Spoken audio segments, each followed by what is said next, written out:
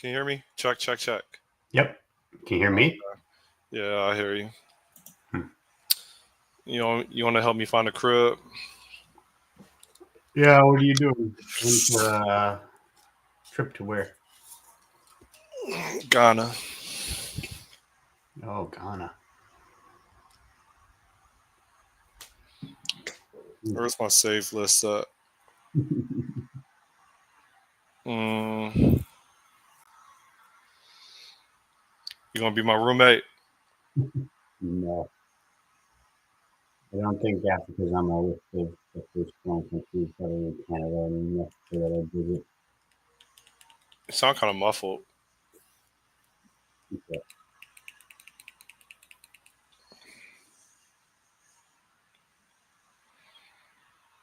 Well, it's on the right one, so Mm, fine. yeah, I guess we're okay. Like all these places look like homes, even though they're like apartments or whatever.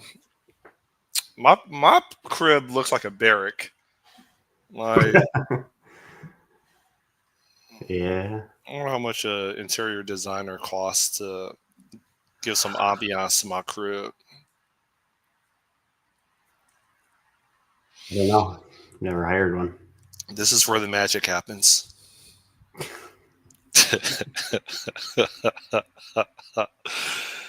I don't think I like that one.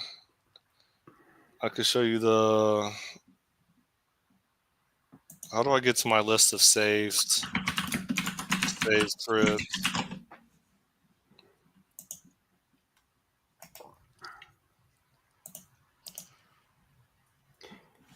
What city in Ghana are you in? Accra, Accra, the capital. the capital of Accra. Is there like zones or something like that, or like uh, suburbs or something like that, or is it all just Accra? When I was there last time, I stayed like really close to the United States Embassy. Actually, the United States Embassy, I think the French Embassy, and I think the Italian Embassy, they're all like within like a couple blocks of each other. I was in that area. Gotcha. I like my crib from last time, but I mean, I don't need two bedrooms because last time I went, I traveled with somebody. All right, I'm dropping for Street View. Fifth Link Road.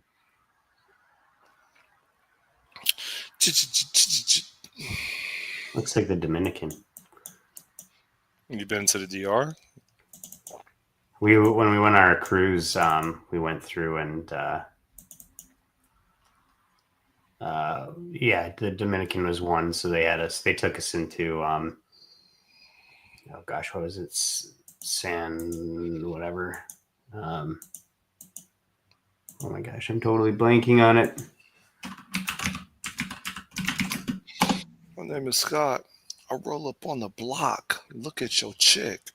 Santo Domingo. That must have been where it was. No, Puerto Plata. That was where it was. This looks familiar. Puerto Plata. Yeah. So we went through a drive through Puerto Plata, and it looks almost identical. Looking at the streets here, because they like all the houses have walls and gates, and they all look very very similar in construction. Mm. Well, except for this one that needs to be constructed. Yeah, this looks straight. Save. So then if I click on my save, nope, nope. How do I get to my save list? I don't understand. What that feels like to be the U.S. ambassador to Ghana, like or like to a country that didn't have an industrial impact on the world stage. According to Trump, it's probably useless. He added Haiti to the list of countries that are not welcome to the United States. Yeah, that kind of makes sense.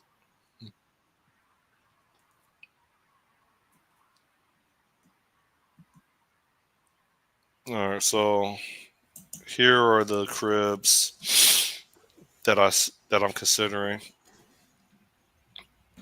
Um, this one we just saw. This one over here. I like this one. Yeah, I like the oh gosh, what's the name for that wood paneling? Word for it. Ebony wood. No, how they like there's the slits in it. And Oh yeah, I like this one. Oh God, there's acoustics.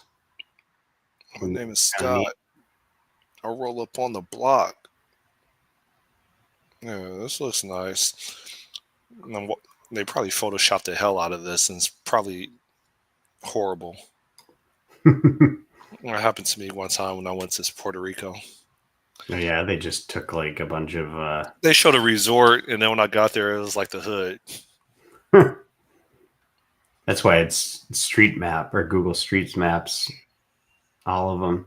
You can look at them and then it should give you a good idea of what's inside just based on the outside, I think. What is this golden thing? Hold up. It's like a separator or what a room separator. Oh, isn't it supposed to have sheets over it? Is this No, weird? not necessarily. Well, it looks weird, dude. Yeah, I agree. That alone, I can't do it. My name is Scott.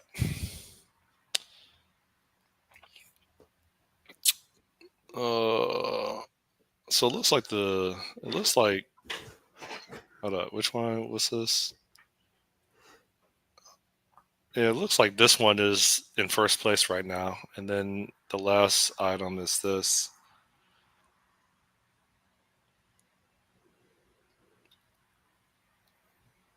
Yeah, so that looks fine. This is 832 for 8 nights. This is how much was this?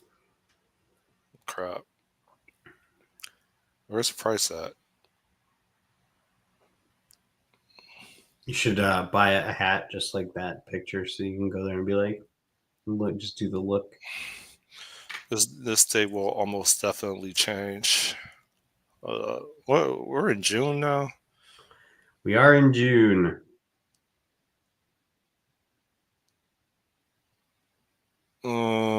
Um, what about here to Over our nation's birthday? Jeez, man. What a patriot. I do not care about being here in the States. Uh, oh, Canada, our home and native land. True peace. Oh, that's 11 nights. True patriot love, till all thy sons command. With glowing hearts, we see the. Yeah, so. Yeah, I think I. Oh, yeah, I'm supposed to look at the location. With glowing hearts, we see the rise. Okay, so um, it looks straight.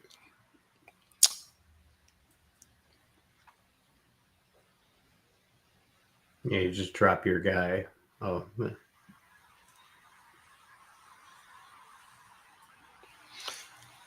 Hopefully, they didn't Photoshop it. I'm not in the middle of the projects.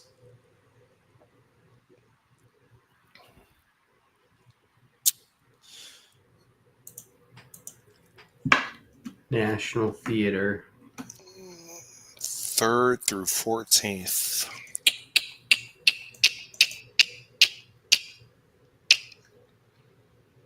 Yeah, yeah, we'll see. All right, I guess I could stop. So I've been training for muscle ups. I had my third training session Yesterday, uh, it hurts, man. It hurts when I train for that crap. Like, apparently, there's another muscle near my tricep or in my tricep that apparently I never ever use, and it's always Hmm. throbbing after like maybe 4 sets of trying to do explosive movements, training for a muscle up. Where instead of a pull up, it's kind of a hybrid between a pull up and a row. Where I try to pull when I'm hanging, I try to pull the bar to my nipples, but do it explosively, and it just it hurts at the end where I can't after just four. When I say 4 sets, like I do 4 sets of like 3 or 4, and my stuff throbs. Hmm. So I hope after like 6 sessions, one I can finally unlock the achievement of the muscle up, and then it also won't throb at the end. You Are look you like able to get yourself above the bar like that yet? Then, or is it? the very first rep. It always seems like I could do it, but I haven't been able to do it. Hmm. But I get it's like it's weird. It's like I can't convert. It's kind of like when it comes to bringing chicks home. It's like I just can't convert. Like I don't know. Hmm. So no, it seems like I should because I damn near bring the bar like probably in between my nipples and my belly button, but I can't convert it. It's the There's weirdest movement ever. I don't know if you ever tried to muscle up before, but it seems very unnatural for a beginner. so you get it there, but are you tilted back? Is that the problem? And you can't bring it forward?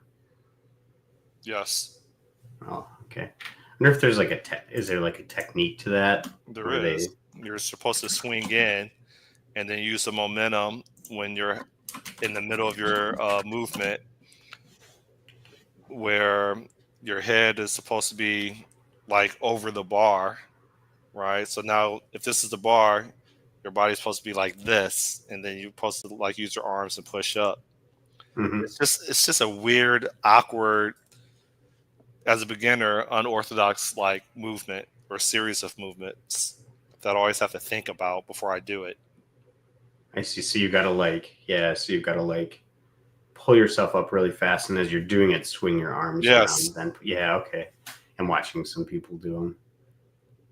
yeah, and they're probably doing with ease, but Well, yeah. I mean, if they've done it enough times, I'm sure.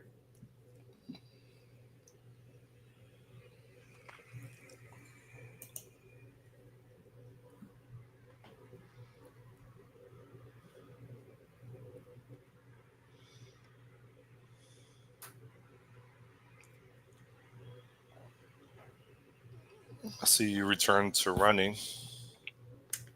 Yeah, yeah. Well, I took a break the last couple days because so Friday or Saturday we had like a party and I don't know if this is related or not, but I said screw it with the diet. It was just such a perfect day. I had this whole taco bar, so I ate tacos and I had drinks and stuff like that. Like I'll just get back on the horse tomorrow, and then I was somewhat okay Sunday, and then but dude, I felt like shit after it, and then I did my workout on Monday, and then my knee just freaking started just throbbing all the time, and I was like getting like I had this thing once, and it kind of went away. Now it came back again, where I like half my body, like my left side, would get numb or tingly at night, and then that caused me all sorts of sleep problems. So I've been just shit this week, but hopefully I'm gonna get back going here in the next day or so. I've got camping this weekend, but I'm not gonna be doing much partying or anything like that. So probably bring my running stuff and just see about getting my time in for this week. So, but yeah, I've got a 5K on July 5th, so a month from today, that I'm gonna do. So Okay. we'll see if how that goes. If I So far, I haven't really got the itch to do it like I've had in years past. But years past, I always started running the winter too, when there's like less stuff to do. So I don't know. I don't know. We'll see. You know, I'm changing the subject again. Is Hi, Kevin. who's Kevin? He's in our chat. He doesn't look like Kevin. Hey, you're I think Lakeland is like, I thought Lakeland was near like Juneau, Florida. And Juneau is like 3 hours from is it 3 hours? No, no, no, no. I think Juneau is like maybe a couple hours from Miami. Yeah, Kevin, I'm in Miami. Um, I don't feel like pulling up Google Maps to fact check. Yeah, so I was saying that I'm not really. I'm like I'm like 70% committed to going back to Africa, but a part of me still wants to use that time off to go to Vietnam. You know, that's where my roots are. So, Well, well, let's start looking at Airbnbs in Vietnam. What do you think? yeah. Well, I've known a few people that go to Vietnam. You're the first person I've known to ever go to Ghana. So I've already been to Ghana. yeah, I know Vietnam seems kind of cool. I, Thing is I know maybe a couple people in Ghana, and I know absolutely no one that currently lives in Vietnam. Even though air quotes, due to my situation, I technically have family in Vietnam now. oh yeah, I suppose. Yeah, go to Mongolia. I've always wondered like why Mongolia still exists. It's sitting between like You think it should be two annexed? super sitting between two superpowers. I don't know. Maybe there's just nothing there of value, and that's why they were never conquered again, or they were never conquered to begin with. I guess. Vietnam. Good morning, Vietnam. I wonder how Russia got to the point where it owned all of Siberia like that. Like, it's so weird. Through force. We're just gonna take the top half of this entire land mass, and no one's gonna care. And like how underdeveloped Siberia is, it's just like this huge, just massive land. Maybe it's not as big as it looks, but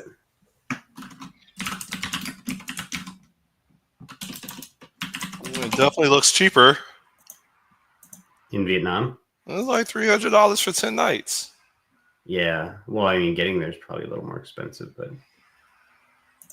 but yeah, I'd I love how they put a white man there. That is an awesome view, though.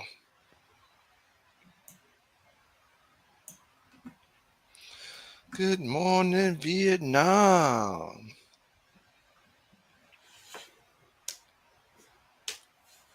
Yeah, my friend went. He's got a girlfriend or something over there. He went there and a couple times, but he's gone to like some of the big, you know, they have a lot of museums and things like that. Vietnam's probably the third place in Asia I would visit after Japan, Korea, South Korea. Well, Although which part? maybe What it would city in be tied Japan? with what? What city in Japan? I don't know. I just whatever. I would figure it out. But actually, the first place on my list of places to go overseas would be Poland. So They take photos like they're on Instagram. Uh, I don't want to see people. Like, let me see.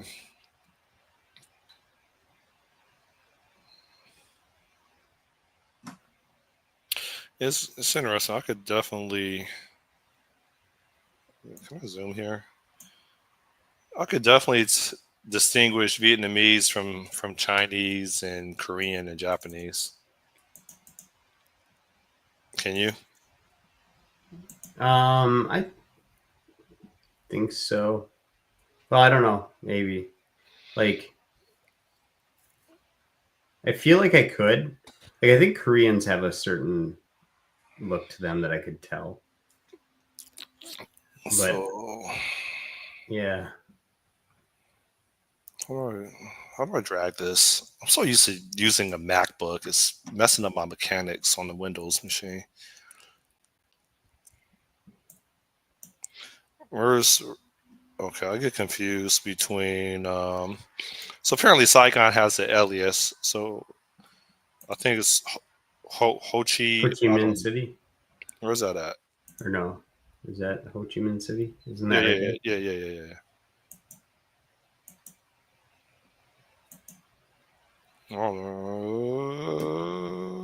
What's this right here?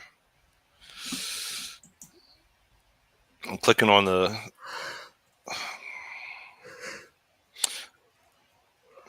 My understanding though is too is like the really really nice apartments and stuff in Vietnam or hotels, like they they're fairly cheap, very cheap, but they're very very nice. Like, I don't know if it's an exchange rate thing or what.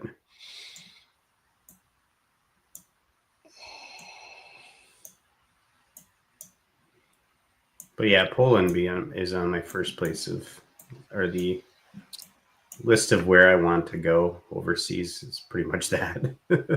Because you're Polish. Yeah, I've got some Polish in me, but there's your like European history stuff. I feel like Poland is actually one of the safer countries now in Europe to go to too. They like Americans there, I guess, as well.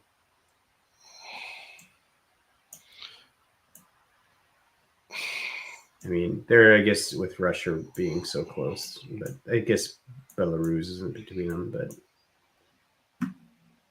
I don't know.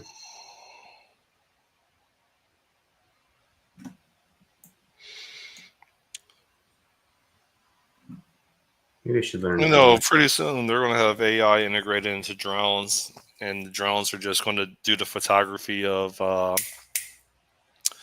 Airbnbs. You don't need a human.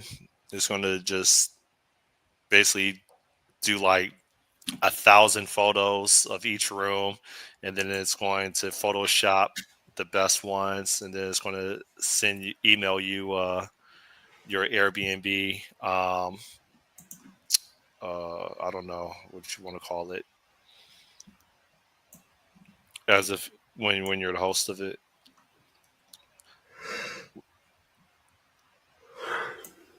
Oh, that was cool.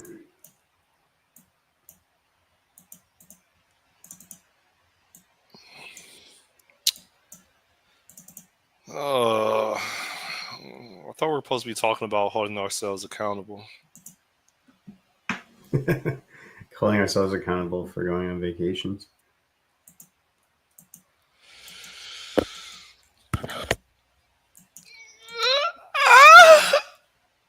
How's your book going? It's still sitting there, like. I worked on it like 2 days ago. I got through like one page. I'm on page 19 out of 46 for the first chapter. Jeez. Once I get on a plane, I think I'll get through like just inking up the entire chapter. Hmm. Then you have the rest of the book to do. I'm only well, yeah, but there's only two chapters that I know I'm just going to struggle with. It's the intro, which is ready set go, and then firefighting is just as long. Yeah, yeah, you've said that. But firefighting may be easier because the intro is setting everything.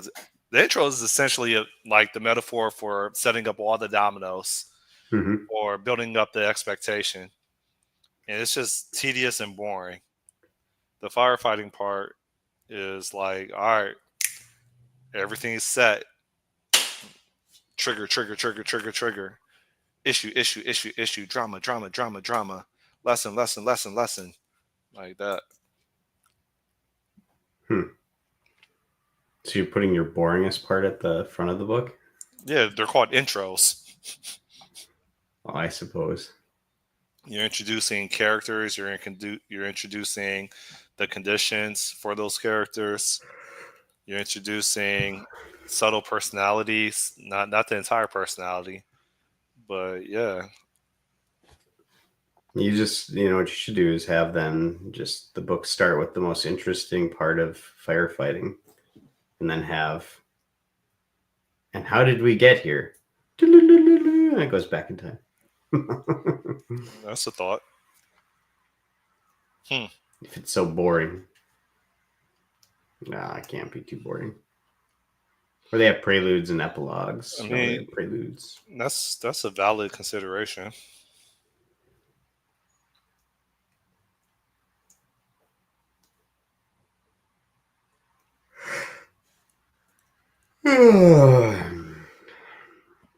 Oh man, I why wish you am I never yawning? said that. Oh no!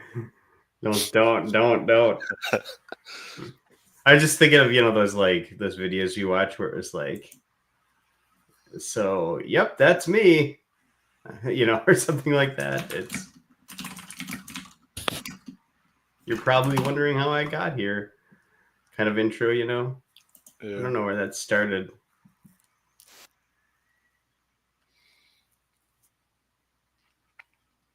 What do you think about that?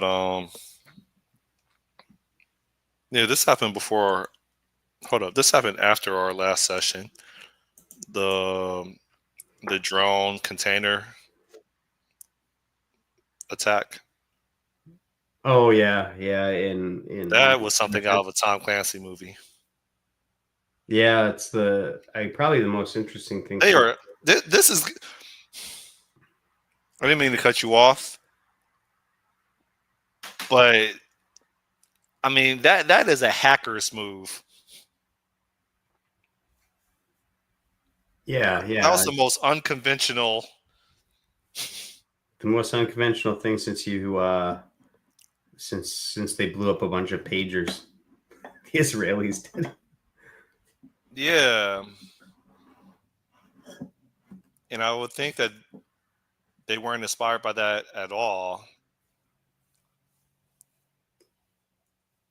Do you think they were inspired by that? No. I think it's unrelated, but it was probably the one of the more interesting like things of warfare. I thought the pager thing was a lot more interesting. Like they just put drones over the line and flew them up and blew up the planes, didn't they? Well, I think it was a little bit more complicated than that. Yeah, but then you watch the I videos of mean, two of the. they customized the containers. They put the drones in there. I would think that the drones were probably sitting in those containers at like half a dozen different locations, probably for a while. So you probably need to have a power source that feeds energy or maintains power so that the battery doesn't die out for every single drone in a container for all containers distributed across the country. You still have to keep that stuff secret. You still have to get those containers as close to bases as possible. It was just well played out, and I'm surprised that they were able to maintain that secret for that long. Like, I mean, and like they probably had they probably had 100 independent drone operators all synchronizing at the same time. Like, how do you maintain secrecy with that many people? And maybe Yeah, that's a small number of people, but yeah, I'm sure they were all in there in one spot or something like that. But yeah, I don't know.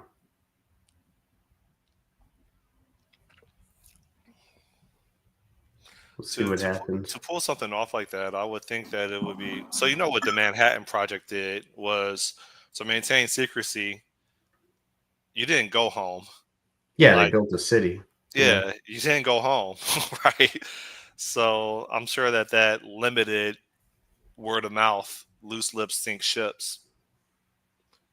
I'm curious if Ukraine maybe did something similar where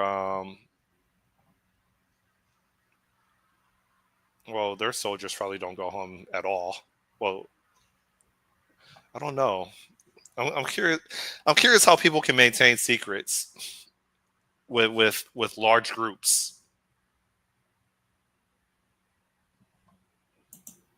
Well, I mean, if you can control the environment, that's about it, right? Same thing with the Hamas invasion. Yeah, I mean, there's also probably like a lot of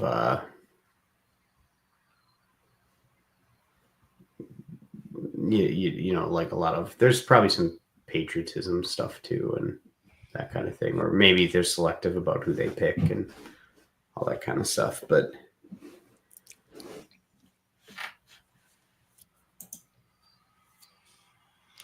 It was a well played hand.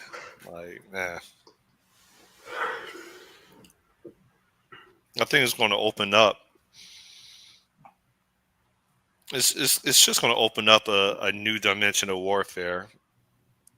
And I mean, one could argue that sabotage that's always been in warfare, especially since like World War II. But I think there's just going to be more. I think there's going to be dedicated focus on what's the word I'm looking for. The only word I can think of is hacks, yeah, and I well, think the drone definition of warfare is going to be massive now. I mean, yeah, have you seen the demonstrations of the Chinese drones? yeah, but this was more than drone warfare. This was like they.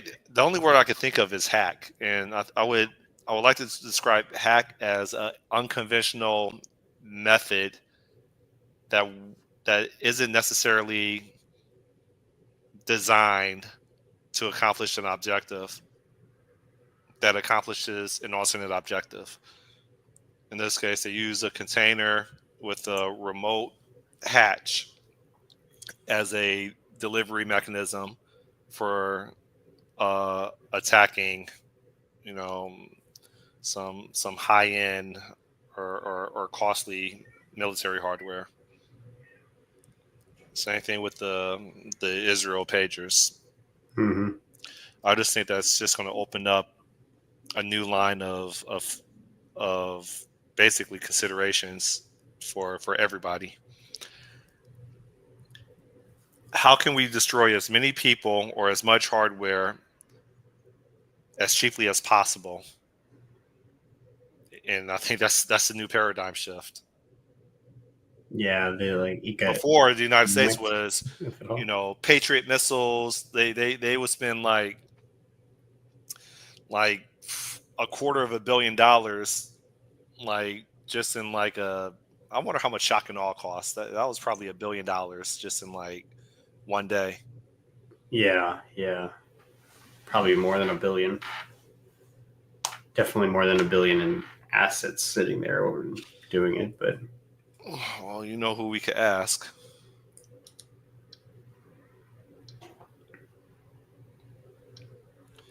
How much does shock and awe cost the United States taxpayers?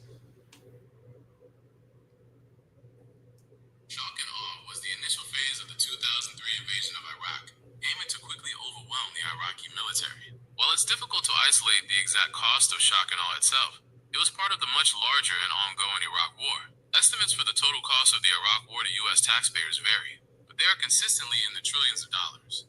These estimates often include direct military spending. This covers operations, equipment. Yeah, so it's not going to tell me. yeah, it's definitely more than a billion though.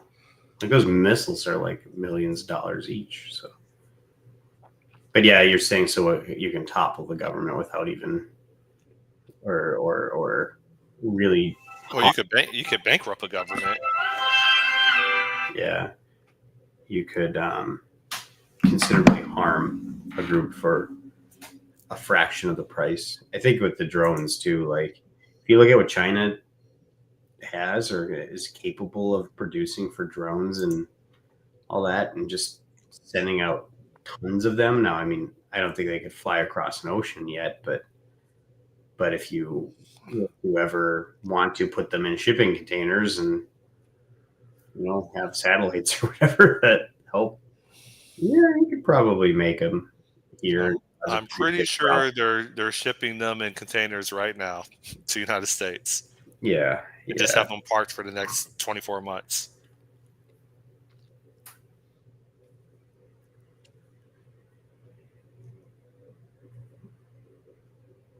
Yeah.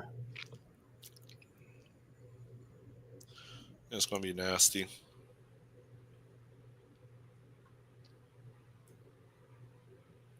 Still got to fill out my visa. I'll do it this weekend, which means I probably have to push the date up because I don't know. You need to have enough time for your visa application to get to whatever office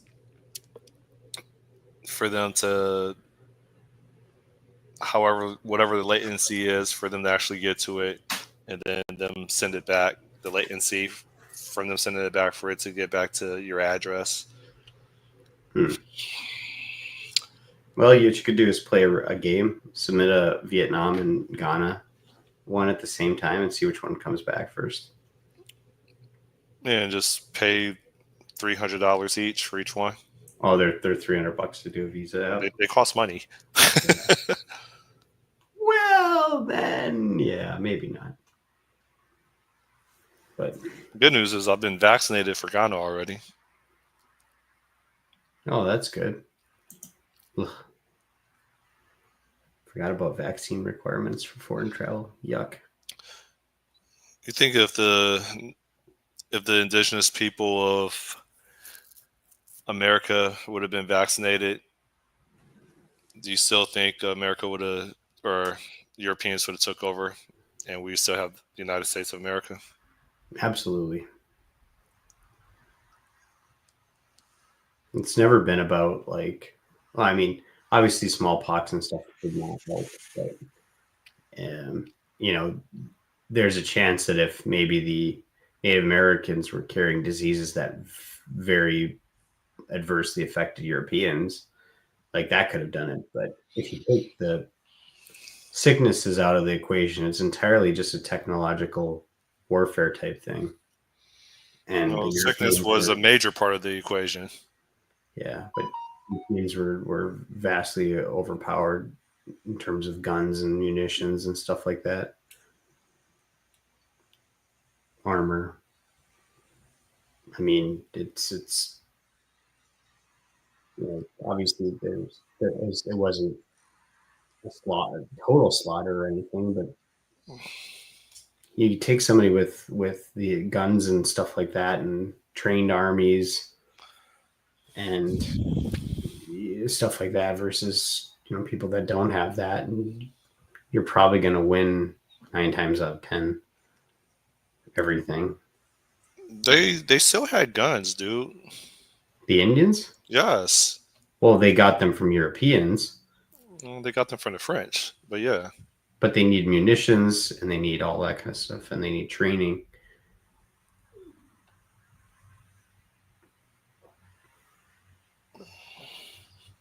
You see what they did to Custard.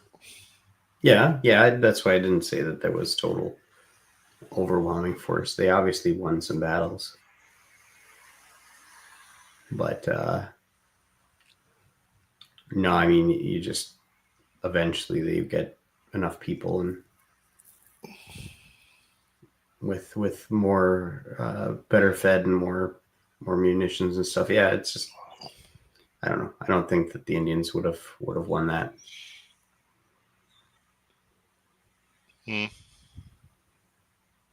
It depends too on like how tightly the area you're trying to control is. Probably like obviously the it took a lot longer to get all the way to California from coast to coast.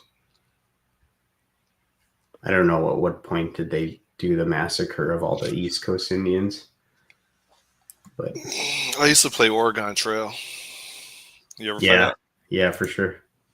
Did you have in school on your like those little Apple IIs and stuff? No, I played it at home. Or you played it at home? Oh, cool. Yeah, You had a back in computer that would like play it. maybe in like 87, 88. I used to be on my computer. Man, were you rolling in it with owning a computer in the 80s? We had a PC. I mean, Oregon Trail. It was just an image with subtext, from what I remember, Yeah, and it yeah. would ask you to make a decision, and then it would show another image and subtext. Like that's what I remember. My favorite game was a game called Jump Joe. Yeah, you died of dysentery. Jump Joe. I don't remember that one. It was, I think, a rebranding of another game, but it was I literally see. a stick figure. It Yep, was kind of like Janitor Joe. I'm willing to bet Mario Brothers was directly inspired by Jump Joe. And I used to also play Stargate.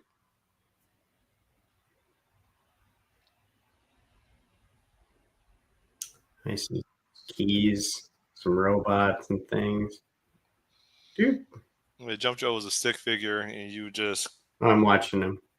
There's ladders, yep. keys, robots, and Joey. That was my introduction to computers. Hmm.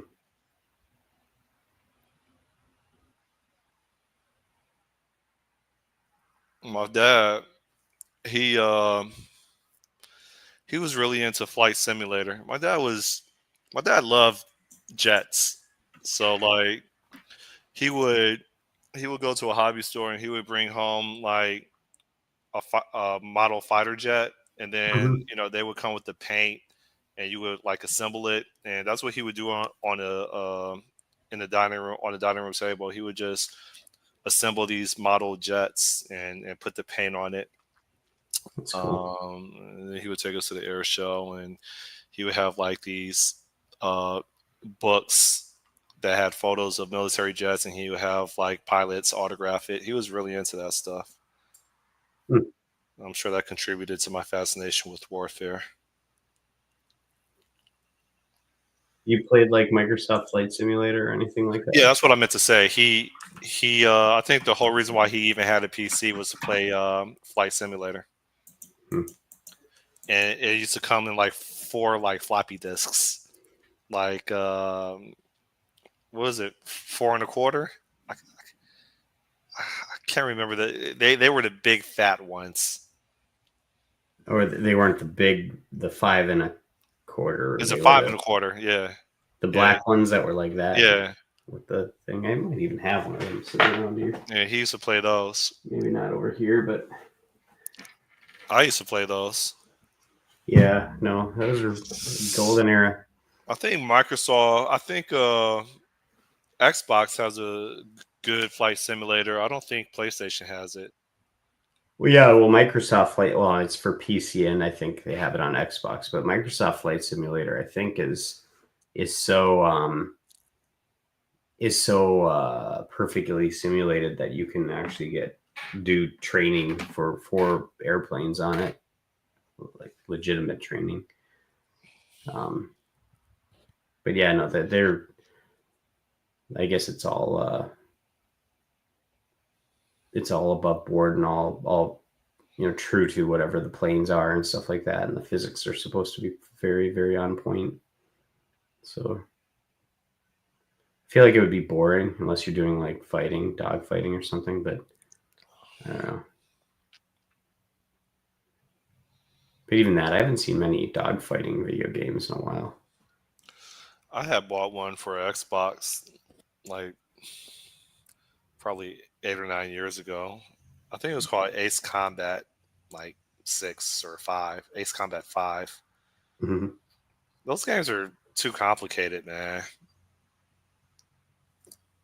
Because you have like this inertia that's effing up your aiming, right? And Mm-hmm. the plane that you're trying to shoot down, it keeps moving, and it's just hard. That and Star Wars.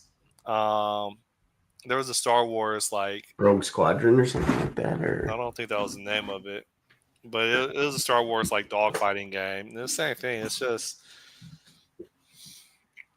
I. At what point is simulation boring?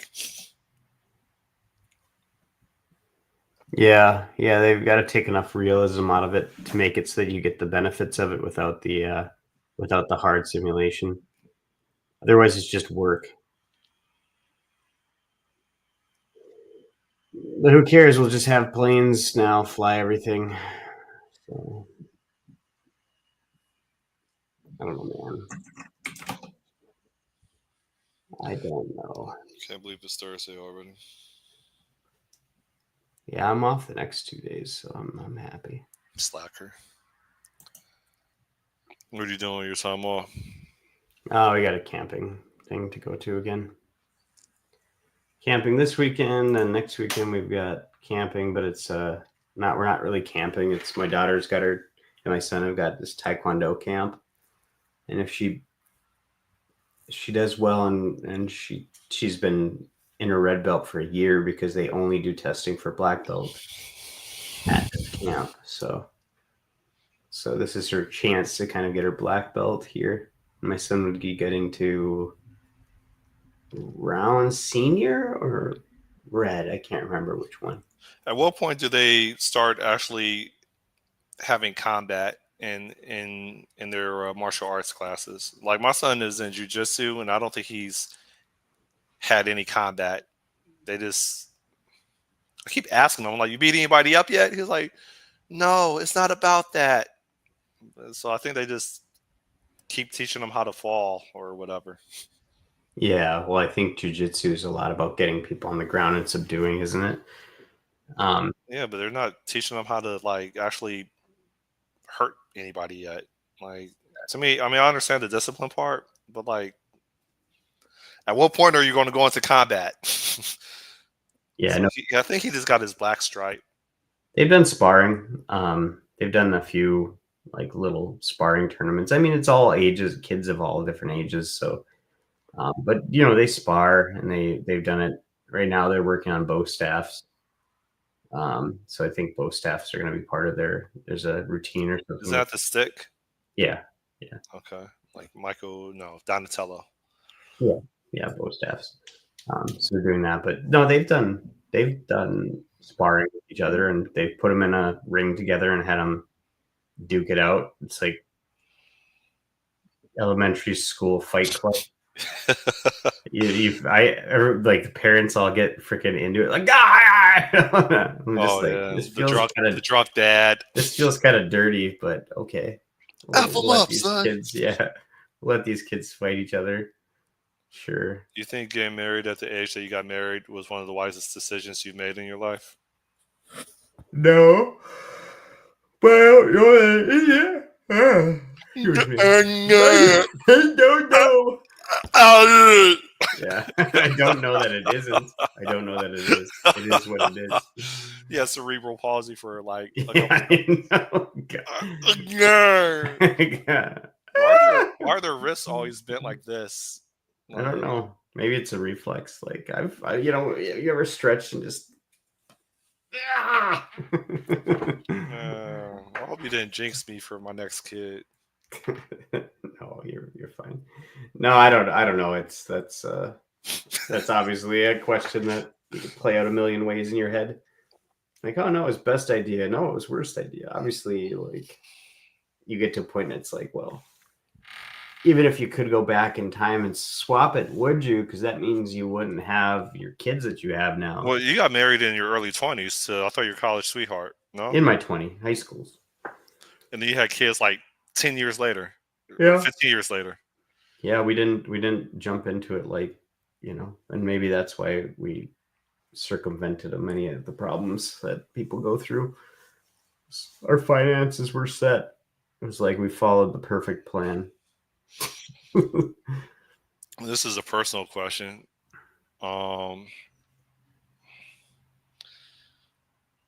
Your relationship didn't get strained after the firstborn?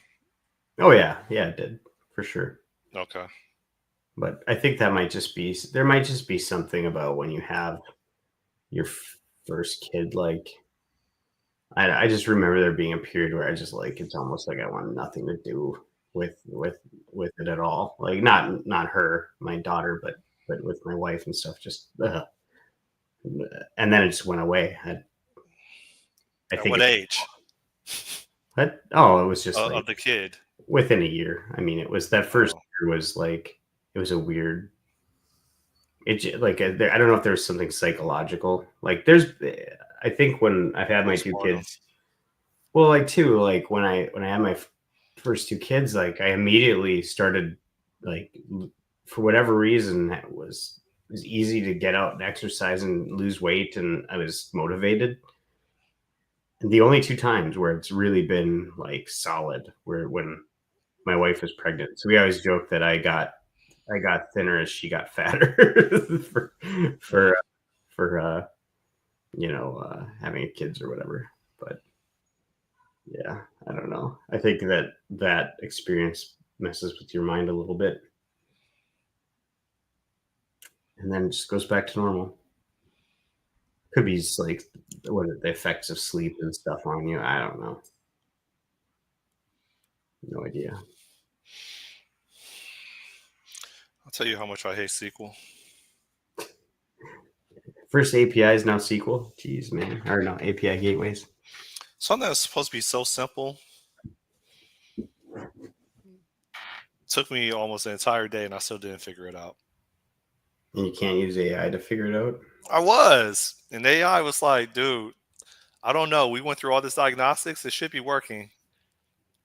Maybe the way that you're doing it is an unsafe operation with what's the word I'm looking for? It said undefined behaviors, and so then it recommended that I not use casting the way that I was using casting.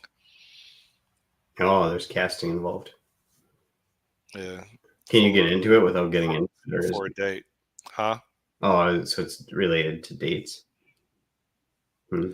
In the meantime, I'm like, man, I really want to get this thing done, man. But then, like, the team chat, they keep blowing me up about something I delivered like last Friday, and they're like, "Oh, can you update the documentation?" I'm like, man, why? Like, I'm trying to get this thing done. I don't want to go back to a project that I moved on from. Like, I know that feeling. I can't believe people want documentation. Stupid end users. I Yeah, I hate writing documentation. Goes out of date almost immediately. hate Nobody ever reads it ever. Everybody wants it supposedly, but nobody ever uses it. I know they. I mean, it's how to use the API specifically. What are the examples for a request body? So I know it's necessary. You don't just put that in your Swagger docs, or you can just put it in the comments for the thing, or just like Here's the thing.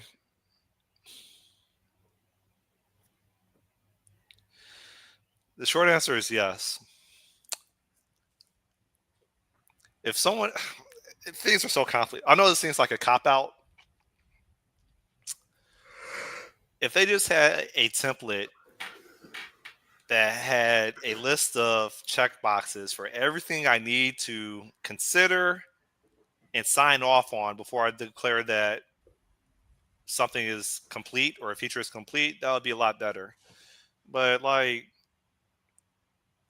things tend to be so chaotic during a typical like work day that a lot of things I just don't think about. And it's like we have acceptance criteria, but like just add it to the acceptance criteria so I could go through the checklist, or add it as a subtask so I could go through the checklist. And we don't really do that. We just ad hoc everything. We'll just put together a checklist and then get it approved and say, okay, this is the Because check. it's not my job. It's the job of somebody else to do that. Well, and if you're doing, are you doing retros or anything like that? Our retros are pointless. We'll bring these up. Be like, how did this happen? Why did I need it for this one, not this one? Give me a checklist. Our retros are pointless. So I hate retros. I know it looks like I'm avoiding ownership, and I am. It's just, if you're going to give me the authority, give me the authority. Period. And they're not ready to give me authority on how I think processes should be. Yeah, that's why I stopped, man. Like, here's another example. Like, we'll have and I mean, you'll probably disagree with me on this too. So they have backlog refinement, and they'll ask developers to, within that meeting, usually the first time they're even seeing that feature that's being discussed, to list all the tasks for delivering that feature. You ask me, I'm like, oh, it's my first time looking at it. Like, read it, code it, deliver it. And I was like, I would be more prepared, and these sessions would be more valuable to everybody if this were two-phase. Like, send me the feature that you guys are going to believe that I'm going to work on, and so that when we have this backlog refinement, I already have like my dissertation on what I think it means to deliver this feature, and pending questions that I have, and then let me bring that to this backlog refinement.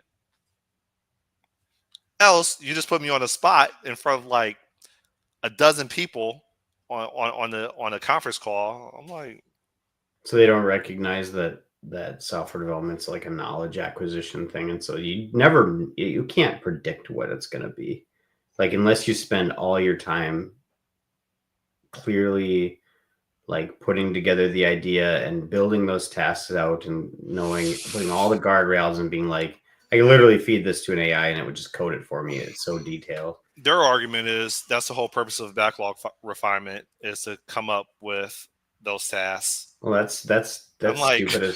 You're putting me on the spot in front of a whole bunch of people, and that's not the way I work.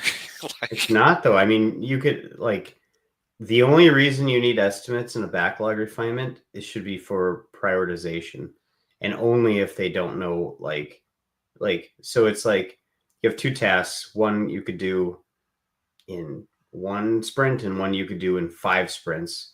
And the value of this one is this, and the value of this one's this, or the cost of it. So it's a cost benefit thing. And it's all about prioritization for the person doing it. It's not about defining tasks. And those estimates are always estimates. It's backlog refinement. Sure, yeah, tasks. You refine the backlog for the benefit or for the prioritization of the business. That's the idea behind it. It's let's make sure we're working on the most important things first. Right. That's it.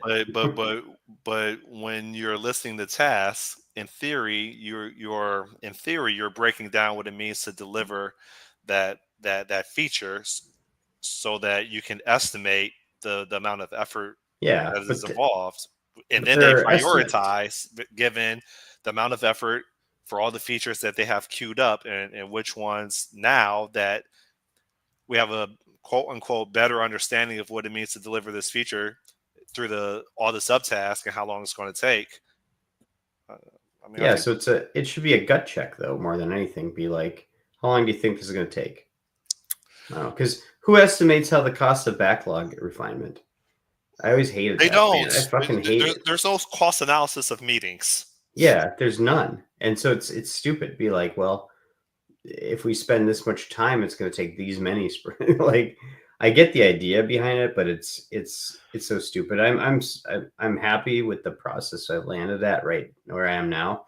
So we just continually go. It's not, there isn't like we have things that we're trying to deliver each sprint in the product that we're working on. Like we have like, oh, these are the things, and we might assign tickets to them or not, but it's like, here's your goals. Just go get them done because we need this stuff, And Yeah. then if you have problems with something or you think that something's dumb, you can raise it up and have a conversation about it. But I just want advance notice when it's highly likely that they're going to assign me a feature to build and deliver. Tell me this before backlog refinement so I could take maybe an hour, dig through the requirements, formulate questions that I have, and actually provide value when we're in the meeting. Else, it's like you're just putting me on the spot.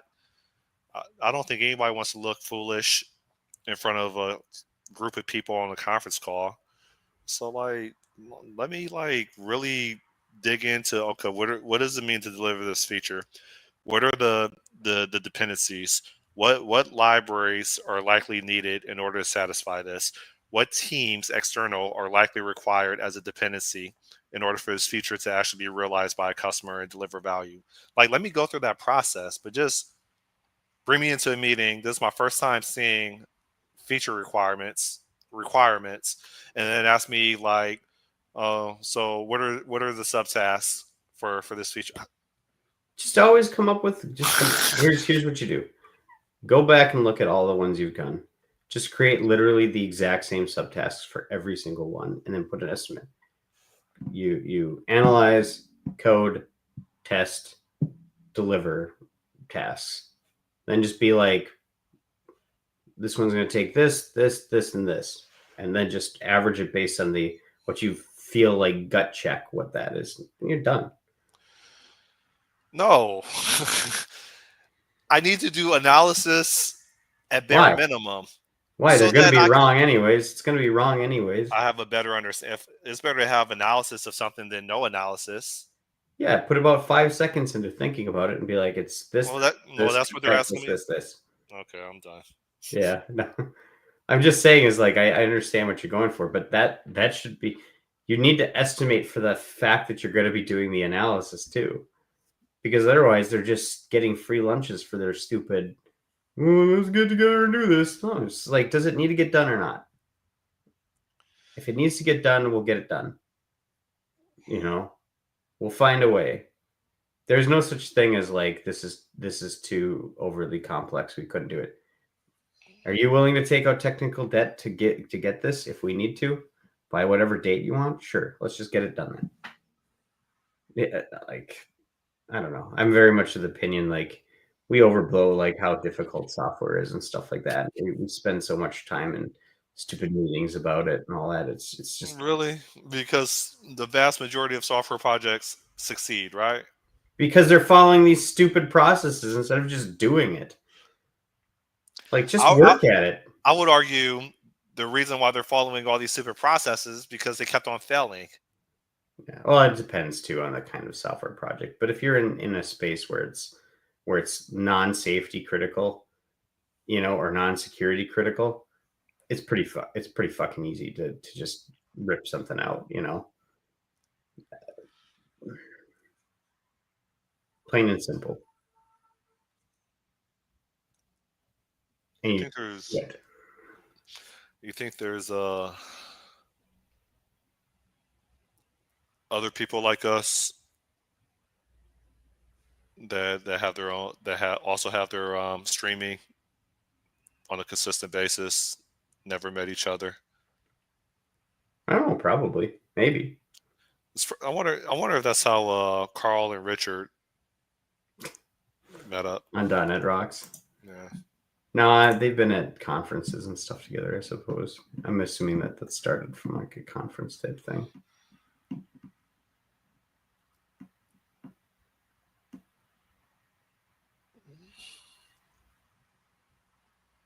Jeez.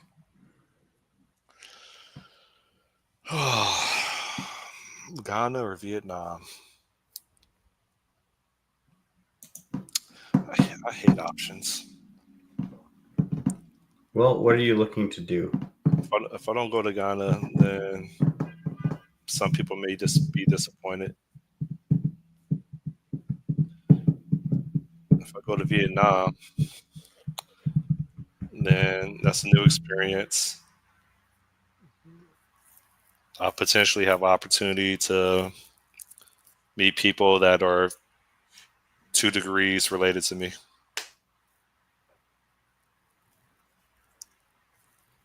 But difference is like maybe a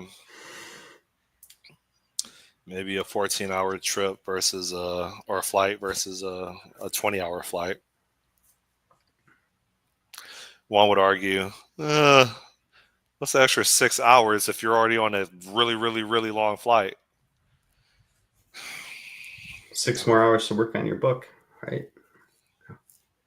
Both ways, it's actually 12 hours when you consider the flight home.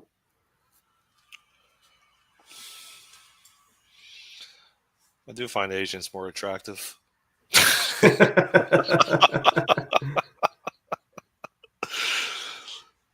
Well, there you go. It's cheaper. The question Well, with is, the flight, I'd like do they maybe feel would they feel the same about me as an African American? I'm not sure. maybe. Africans find me attractive. Maybe. I think you're a big stud. Oh yeah, but there's a Maybe language twice their barrier. height. There's a language barrier too. I forgot about that part. Oh, in Vietnam. I think a lot of Yeah, Vietnamese speak English, though. yeah, but there's not going to be any government signs. I don't think in English. Vietnam? I don't know. I mean, they were colonized by the French,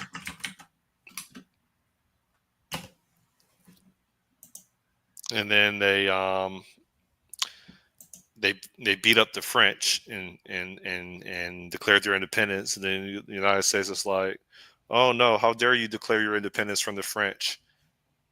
Nah, we can't have that. So then they beat up the United States.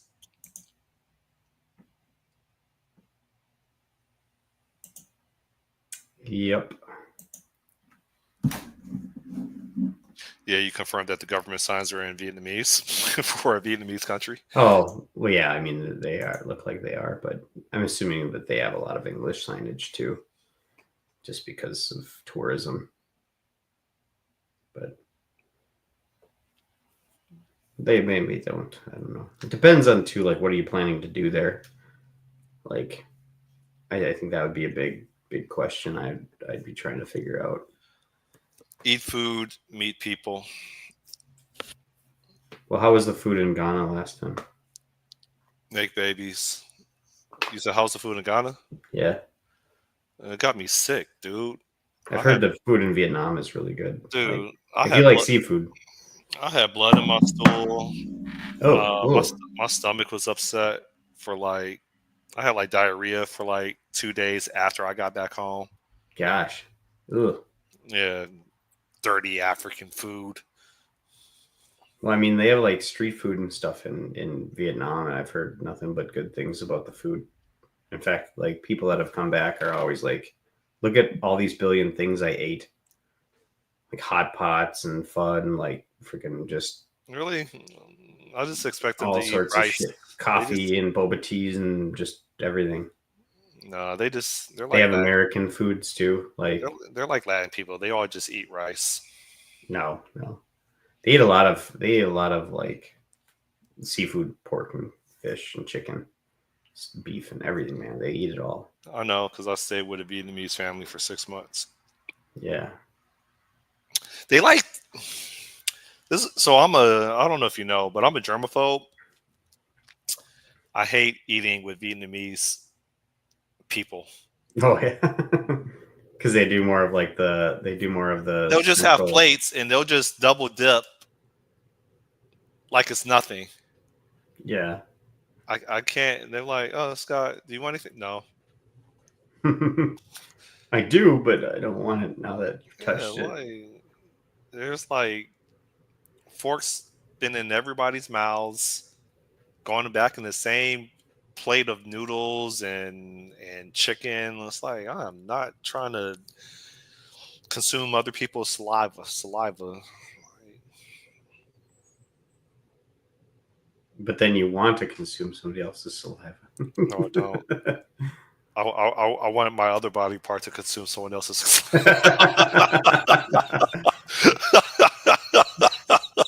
Well, that might be the ender for the day. Yeah, you saw that coming. You saw that coming. No pun intended.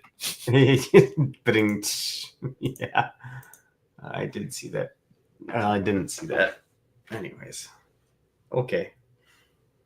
But I wish today was Friday, dude.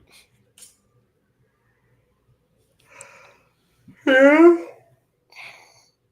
I gotta figure out this well, stupid stop sequel. yawning. It shouldn't be this complicated. What? So, can you speak about the problem without giving away context? Like, what is it?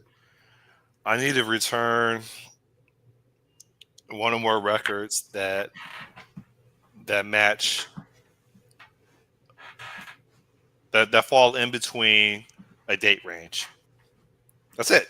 Okay, easy. But what's the complicating factor? It's not returning the records. Was it a date? Like, what's the column type? In SQL Server Management Studio, I think it's date time too. I'm not sure. Okay, and so And you then write your simple query. It's less than this date. And then originally in .NET, the property was a date time offset. No, it was a read only that wrapped around a date. Okay. A date, not date time, date, yeah. Which apparently is a newer data type introduced. Yeah, date only. Yeah. .NET 6 or date only. Yeah. Oh, you know about that? Yeah. So I had to do casting, and so ChatGPT. First, I tried ChatGPT, and I was going nowhere. Then I went to Gemini. Gemini was more helpful because Gemini had me do just top-down diagnostics, and it was asking me the results of every query that it told me to write as it was trying to figure out why it wasn't working. And then it said that this is likely undefined behavior as a consequence of the casting that I had. Why do you have to do casting? Because the SQL types are SQL types or SQL types, right? Well, no, because there's like 3 different data types for a date or a date time. Yeah. In SQL Server. And then this .NET 6, it had date only, right? So I don't think SQL Server and .NET 6 are that integrated. Are you using EF Entity Framework, or are you writing raw SQL? Dapper. That's okay. So yeah, I mean, you like, I can't imagine what the problem would be. Like, it should be straightforward, but my integration test keeps failing. I'm the only one that writes integration tests. Is it because you're passing? I'm guessing you're passing the date range through. Okay, so you're probably passing the date range through Dapper. Is that right? So when you do you're doing a parameterized query, and you're passing the date time. Well, here's another detail. The SQL statement is nested, but it's not that big of an issue. But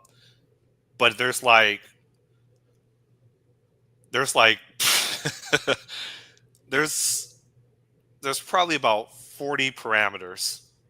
Holy shit. And so it's possible that maybe some of those parameters are removing or filtering out the record that I expect to get back. Yeah, that'd probably be that'd be a likely thing. Could also be if you're doing if it's something that big, you're probably doing joining too, in a lot of cases, because joins will rip out a lot of records if you do the joins wrong too. Yeah. Or if you filter out a join table or a joined on join table, So. Man, I hope to get this thing done today. So if you just write a pure select star from this range and you do that, and don't do all of the other shit, it returns the data you'd expect within the date range, right? Yeah. Because then I would just say it's definitely not the date thing. casting or anything like that. It can't be. It has to be something that you're pre-filtering out. The Gamler found out we're online. the method that the method that executes a query, that method's like 100 lines of code. Like, things are just messy, man. Yeah. I didn't write the method. I'm just saying it is what I'm supposed to leverage it and have it do what I need it to do. Yeah, SQL queries are messy. You just gotta materialize it and do a view in the database, and then There is a view. That's what I'm querying. so you have a view and you have this massive query. How could it be so big? Unless it's just like That's what she said. what is it, like 10 like like 50 columns wide, and you're querying and filtering on 50 of them or something like that. Yeah. Oh, Jesus Christ. And I know nothing about this this domain. Okay. Apparently developers are commodities, so you could just Scott, we'll give that to Scott. This is my first time writing any code interfacing with the SQL Server database. All the work that I've been doing has been interfacing with our Oracle database. So I know some people will say database is a database. Yeah, but the code is written differently. It definitely is, yeah. That's why you put it behind any framework, then you don't have to worry about it. It just does it in all the layers. That's not going to happen. Yeah. God, I love Entity Framework compared to writing raw SQL. Yeah, it's type safety and shit. Except for it gets annoying when you think you're writing LINQ, though. Like, if you didn't use this for regular like list transformations, it would be so much better. But type providers would be better, except you're forced to expose the schema. No, the confidential or the connection string, which could likely have username and password in it. And there's, as of like 6 years ago, there was no way of getting around that. You just had to expose it in your code. So, what do you mean you had to expose it in your code? Using an F# type provider, yeah, there was no way that you can pull in your connection string from a config file and keep it obfuscated from the code base. So for you had to hard code it every time. Yes, that was like 6 years ago. I'm not sure if they were able to figure that out. I could do it. With type provider, can't to pre-generate it and store it without the connection string. So I researched this for a while, and there was no getting around it, Roman. Well, what's the config look like? Is it just an object? Like, why would you? When I say configure, like an XML file, a JSON file that you normally would store it in, and then you wouldn't necessarily have it checked in and get. Yeah, but why does it have to be hard coded? It's a variable, right? Why does it have to be a constant? Type provider, I don't know, because F# compiler is different from the C# compiler, and type providers is a feature that's not in C#. Yeah, and the connection string is I don't know, but that's the way it works.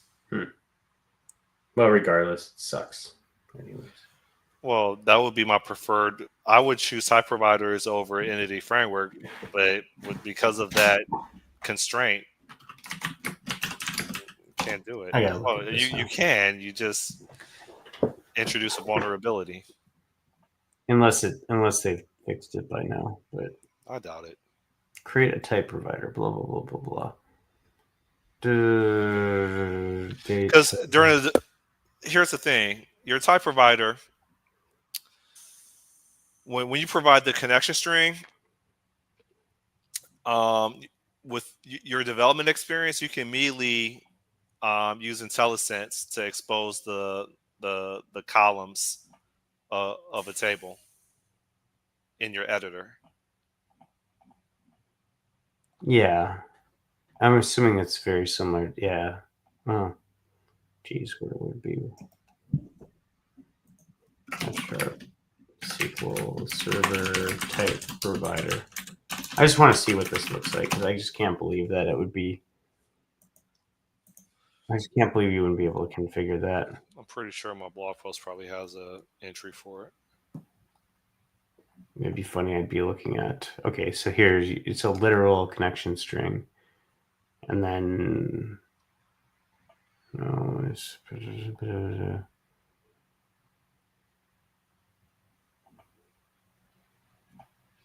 But yeah, I mean, you give the fucking give the connection string to a stupid local database.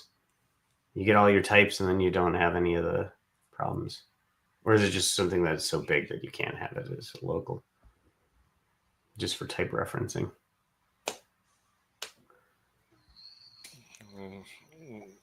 That may be some added overhead. I'm not sure. You should write a blog post on it. Or a dev one, or something where it's not so protected.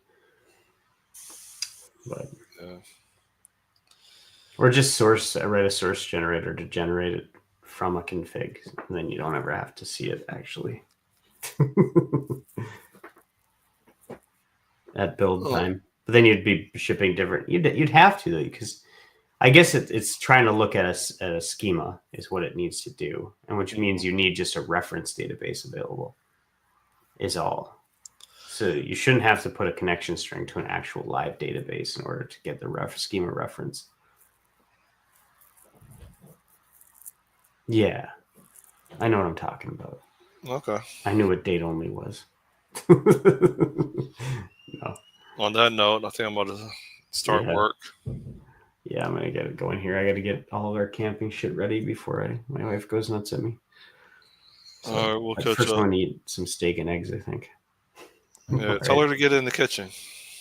Yeah, that would go. That would go as well as you think it would. She would be if I want, like a cinnamon roll or like a bowl of cereal, maybe. So you ever come home from work like, where's my dinner? I probably won't. No, I'm home all the time. I'm working from home, man. I never leave this place. I keep telling my wife, I'm like, what's going to happen is you're going to come home one day or call me and I'm not going to answer. You're going to come down. I'm going to be like this and just dead at my keyboard from a heart attack or something. Stroke. And why would you tell her that? I don't know, because it's just tell her like, this will be my life, is living in this little box all the time. So on that note, yep, I'm gonna just get the depressing. Yeah, all right. See you. Bye. Should be normal time next week. Yep. All right, bye. All right. See you. Bye, Roman.